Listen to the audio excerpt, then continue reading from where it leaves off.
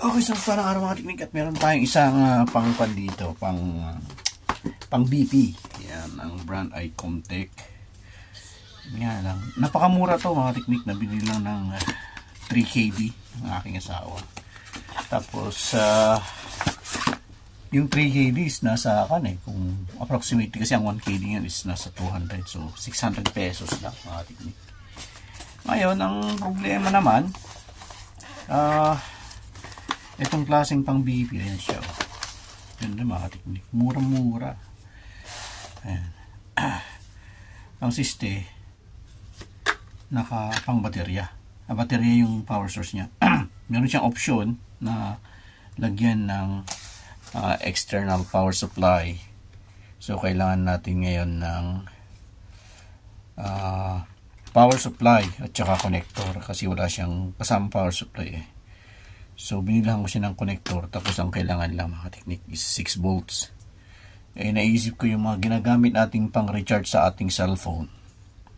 5 volts yun eh. So, 1 volt lang yung diferensya. Baka pwede. So, i-check natin. Yan. So, gagawa natin ng paraan. Ayan. Magiging ganyan siya. So, meron akong nakita rito isang pang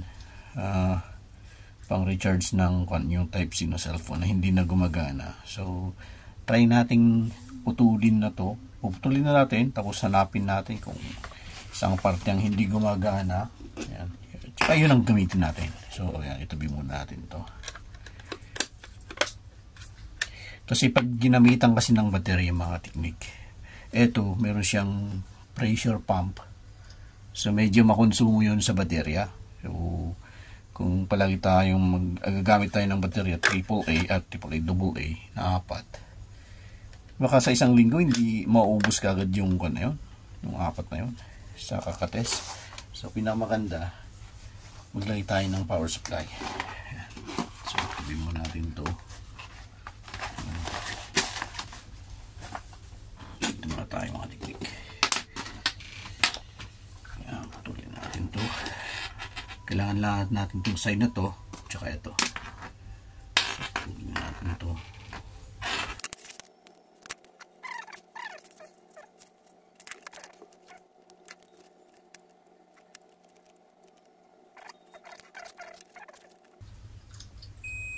Ayan, so okay siya mga teknik.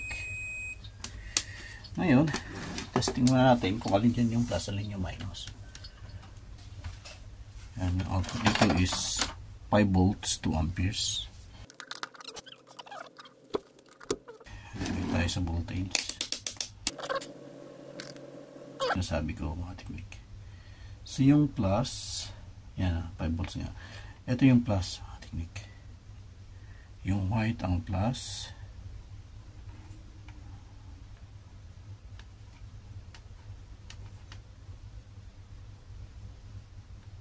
Yan, so okay na po siya ngayon. Napansin nyo. Yung red yung plus. Yan. So, ibig sabihin, itong white yung ating plus. Okay? So, bago rin natin i-testing mga teknik, tinignan natin yung polarity din ng ating connector. So, ang sinasabi niya sa loob yung plus. Ito, base sa kanyang polarity setting. Okay? So yung red, ang plus, minus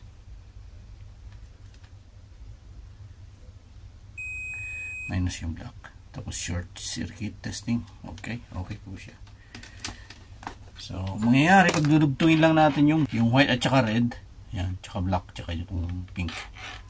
Yan.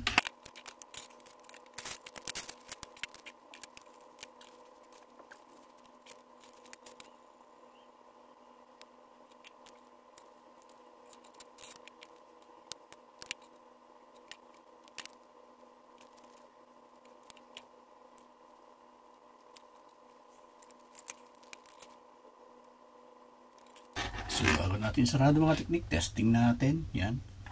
Testing natin.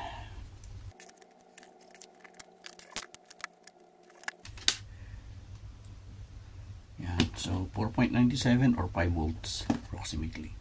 So, positive po yung sa gitna ang teknik. Yan. Okay, testing natin.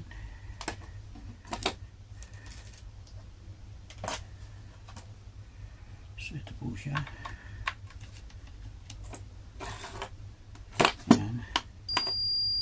Yan. So pwede siya mga teknik. Yun o. Yun. Thanks God. So is mo natin.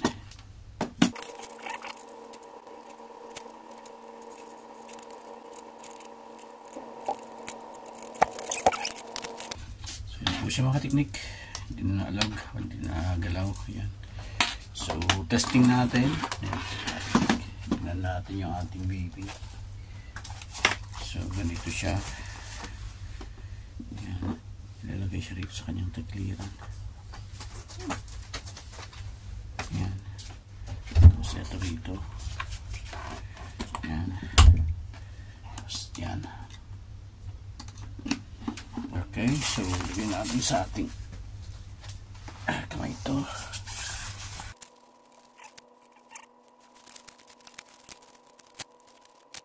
Gusto ko lang pakita mga teknika. Ayan. Ayan yung isipin nyo may baterya. Wala siyang baterya. Ayan. Ito lang siya. Tingnan natin.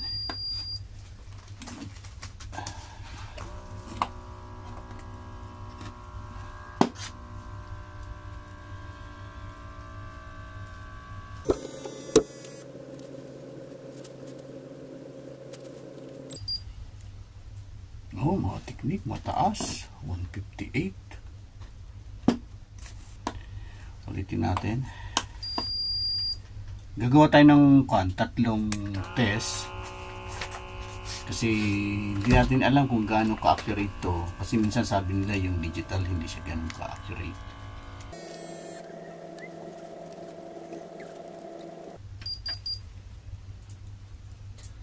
Ayan. Kung makikita nyo mga teknik, bumaba na siya.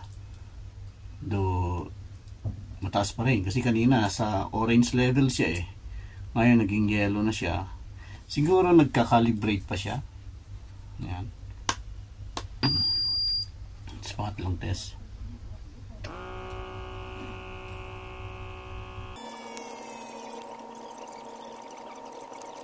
hindi na siya nagbago, nandito pa rin sa level na to mga teknik.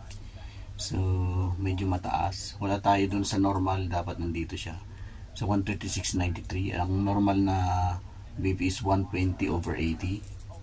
So medyo mataas tayo. Aminado ako mga nagme-maintenance ako mga kateknik. Araw-araw ko nagtitik ng maintenance. Ayan, gawa tayo ulit pang-apat.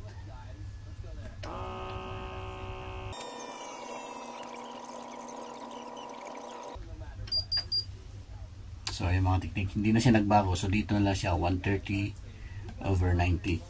So medyo mataas. Yan, nagme-maintenance tayo. Pero yun ang mahalaga mga teknik. Thanks God and glory to God. Thank you Jesus na nakatipid tayo. Kasi ang presyo ng libaw, may nabibiling power supply din na isang set na i-plug mo na lang siya. Ang presyo na 4KD yung 2 amperes. 6 volts 2 amperes 4KD yun. Tapos pag 6 volt 1 ampere 2KD naman. So medyo mataas. Tapos yung mga baterya nila na rechargeable, naghahanap din ako ng mga bateryang rechargeable. Yung apat na bateryang rechargeable lang, 3.5KD na yon. Plus yung charger pa niya. So sabihin natin 5KD siguro in total. Kung tutuusin, mas mahal pa kaysa sa unit. Pero dahil itong ginawa natin to, isang ganito lang is 1/4 or quarter dinar lang, plus eto maraming mga ganito, kahit sa mga sira-sira lang pwede ka ng mga tapos ang power supply natin is sa cellphone, kahit saan ka pumunta may ganito. So ayun po ang teknik. Ang kondito is nakatipid tayo. Yan. Ang mahalaga na pagana natin itong kanilang actually sa amin to, etong pang BP na to, mahalaga para ma-monitor natin yung BP natin araw-araw. Napakamura na to mga teknik. 3 dinar lang yung presyo niya. At plus gumawa pa tayo ng discarding ganito, discarding matipid, mas lahat tayo nakamura. So hanggang dito lang tayo mga teknik.